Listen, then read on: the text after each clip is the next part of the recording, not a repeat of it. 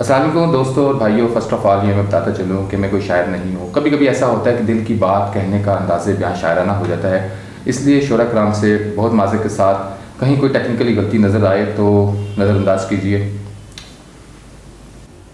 जंग मंजर जिथे वेखे सड़दे पुजदे बच्चे वेखे, जुल्म दी काली नेरी दे विच टेंडे कोठे कच्चे वेखे, लोकी लांदे कंजरां सीने रुलदे बंदे सुच्चे वेखे, दिन नूं चुल्हे ठंडे रहिंदे दीवे राती बुझे वेखे, सुख दे संगी साथी सारे, सुख दे संगी साथी सारे आफत पैंदे भज्जे वेखे, बुलियां बुलियां आलम सिलियां रखदे हथ कलम दे बज्जे वेखे, टिड्डी जालम भुखदे अगे नसदे पैरां सुजे वेखे, केड़ी हथी गुत्थी सुलझे, केड़ी हथी गुत्थी सुलझे सारा हथां गुच्छे वेखे, की मुल आशर दौलत तेरी रब माला उच्चे वेखे।